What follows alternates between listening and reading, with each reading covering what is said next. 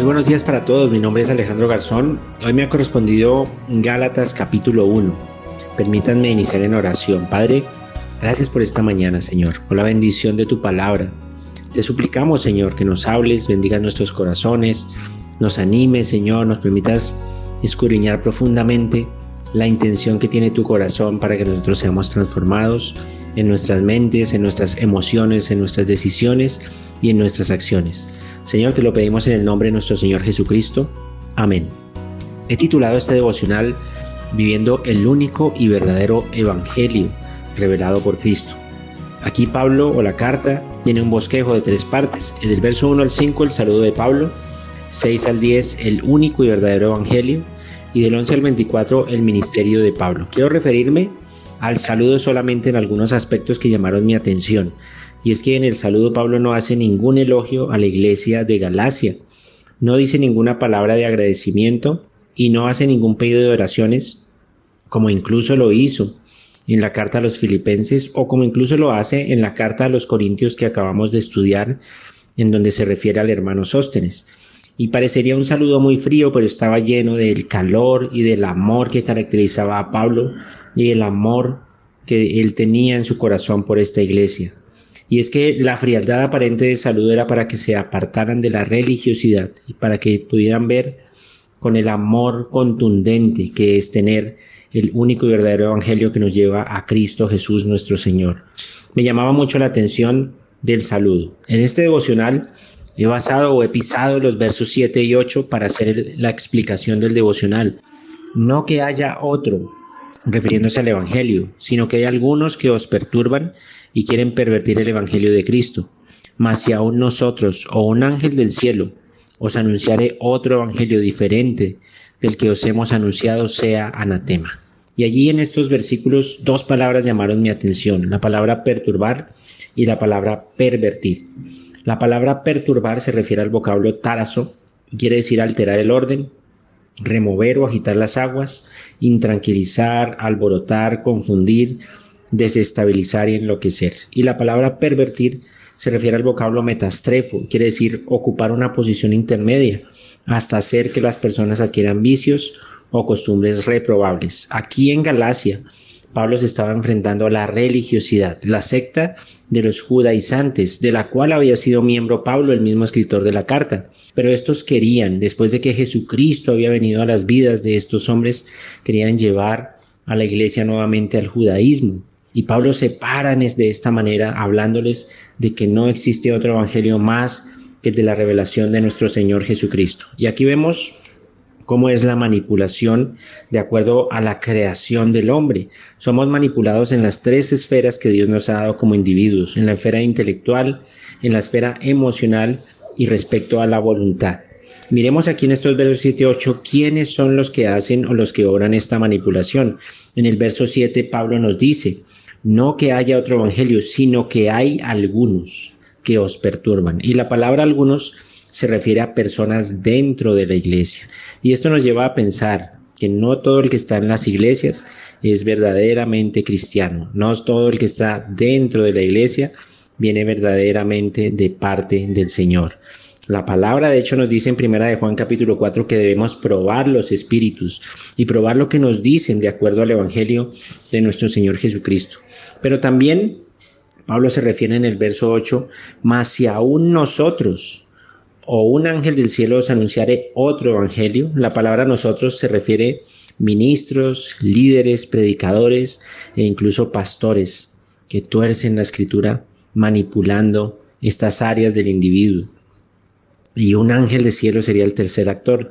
Por supuesto se refiere a Satanás y sus seguidores, ángeles caídos, no los ángeles que están con el Señor, porque si fuesen ellos, son consiervos que nos llevarían al evangelio único de nuestro Señor Jesucristo y a la palabra y a la presencia misma de nuestro Señor. Entonces estos actores son los que perturban el evangelio de esta manera. ¿Y cómo lo hacen? Habíamos dicho, manipulando el intelecto. No quiero decir con esto que al conocer nosotros el evangelio de nuestro Señor Jesucristo no vamos a tener que usar el intelecto, ni las emociones, ni la voluntad. Todo lo contrario, lleve su intelecto, lleve sus emociones y lleve su voluntad, pero sométase a la fe bíblica del Señor, porque Él le ha dado el poder en el Espíritu Santo para poderlo lograr. Se refiere a estos actores que aquí ha mencionado Pablo, que manipulan su intelecto aparte del Evangelio. Y esto se refiere al ascetismo, que son doctrinas filosóficas, religiosas, que con la excusa de purificar el espíritu por medio de negarse a ciertas cosas, se hacen completamente opuestos a la voluntad de Dios e incluso al mismo diseño del ser humano. Aquí, por ejemplo, en la doctrina de los judaizantes querían hacer que la iglesia volviese a la circuncisión, lo veremos en el capítulo 2, versículo 3. Querían volver a hacer acepción de personas en el versículo 6 de este capítulo 2. Querían volver a la hipocresía de la religiosidad o el fariseísmo. Querían volver a la justificación de las obras, como lo veremos en el capítulo 2 y 3. Pero ¿qué decir en nuestros días? Doctrinas religiosas como el celibato del siglo XI, donde papas como el Papa León IX o Gregorio VIII impusieron estas doctrinas por la degradación moral de sus doctrinas, totalmente opuestos a la voluntad del Señor. Miremos lo que nos dice Génesis 1, 27 y 28. Y creó Dios al hombre a su imagen. A imagen de Dios lo creó, varón y hembra los creó. Y los bendijo Dios y les dijo: fructificad y multiplicaos, llenad la tierra y sojuzgadla. La doctrina del celibato es totalmente opuesta no solamente a la orden de Dios, sino al diseño de Dios, quien quiere que nos deleitemos en el contexto del matrimonio, procreando, teniendo ese contacto con nuestras esposas, con nuestros esposos, con el fin de fructificar y multiplicar la tierra. Totalmente opuesto a lo que hombres imponen a través de sus religiones. ¿Y qué decir del uso de la ropa tosca y molesta? ¿Qué decir de la desnudez? ¿Qué decir del abstenerse del uso de cosméticos o faldas largas, o el uso de faldas largas hasta las rodillas impuestas en algunas doctrinas? ¿Qué decir de un lugar duro e incómodo para dormir? O el voto de silencio, que no es otra cosa más que una forma de maltrato, impuesta por algunas doctrinas como el hinduismo, el budismo, incluso la iglesia tradicional, el Mahuna de los que practican el yoga. Esto no termina siendo más que un comportamiento pasivo-agresivo, que termina lastimando a los más cercanos, denotando una falta de cuidado, una falta de respeto, una falta de valor, implementando el narcisismo con el fin de castigar mediante la manipulación. ¿Qué dice nuestro Señor Jesucristo? Él dijo en Mateo 15:19, del corazón salen los malos pensamientos. Pero sí hay un tiempo en el cual nosotros debemos aislarnos, pero para buscar al Señor, no con nosotros mismos. Santiago 4:8 nos dice: acercaos a Dios y Él se acercará a vosotros. Pecadores, limpiad las manos, y vosotros los de doble ánimo, purificad vuestros corazones. Cuando nosotros nos apartamos para buscar al Señor, entonces sí hay fruto. Pero no cuando lo hacemos a través de religiones, encerrándonos en nosotros mismos. La otra forma de manipulación es a través de las emociones. Se refiere a la sensualidad, pero no se refiere a algo pornográfico, sino se refiere a la manipulación de las emociones. Los adventistas, los pentecostales, los testigos de Jehová, incluso los de la declaración positiva o los que predican los milagros por arriba de la fe, son algunos que manipulan por medio de las emociones. Vemos que en estas iglesias los principales líderes son mujeres, precisamente por eso, porque son más cargadas de emocionalidad. Pero la palabra nos dice en 2 Corintios 5:7, porque por fe andamos, no por vista. Dios nos da el poder, el dominio propio por medio del Espíritu Santo para que nuestras emociones puedan ser rendidas a la voluntad del Señor revelada en su palabra. Y una tercera manera como se manipula el Evangelio es a través de la voluntad de la persona. Y esta manipulación es dada a través del efecto Pigmalión, haciendo creer medias verdades, sacando versículos de contexto o trayendo verdades a medias. Un ejemplo muy claro es el calvinismo, donde ellos hablan de la predestinación, que sacada del contexto bíblico, sacada del balance que trae la presciencia de Dios junto con el libre albedrío del hombre, hablan de que nosotros ya venimos predestinados, es decir, que nosotros sin necesidad de operar nuestra voluntad, Dios ya nos marcó o para condenación o para justificación, o para cielo o para infierno. Y si eso es verdad, entonces ¿para qué orar? Entonces ¿para qué recibir a Cristo? Entonces ¿para qué protegernos del pecado? Entonces ¿para qué congregarnos? Alterando totalmente nuestra voluntad y guiándonos simplemente a una doctrina de hombres, a una religión.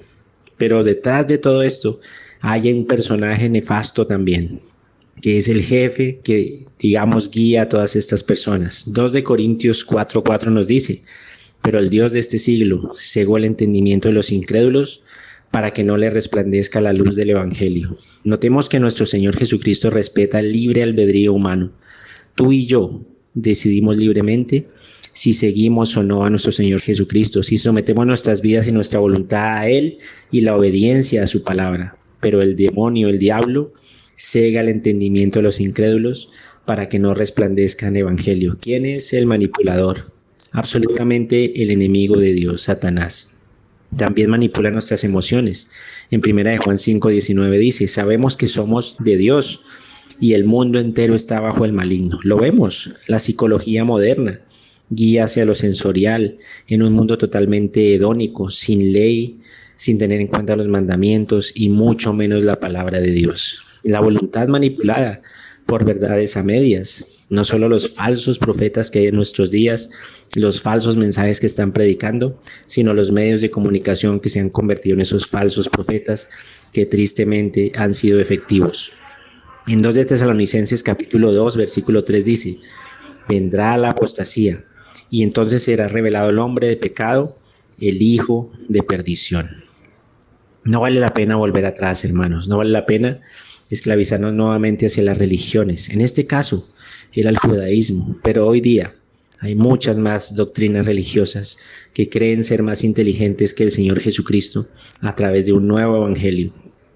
Cuando lo hacemos y lo seguimos, cuando nos dejamos seducir por aquellos, terminamos siendo nuevamente esclavos de hombres. Por eso Pablo hoy contundentemente en el verso 1 dice a la iglesia de Galacia: soy apóstol no de hombres, ni por hombre, sino por Jesucristo y por Dios el Padre que lo resucitó de los muertos. También dice en el verso 12: pues yo ni lo recibí ni lo aprendí de hombre alguno, sino por revelación de Jesucristo.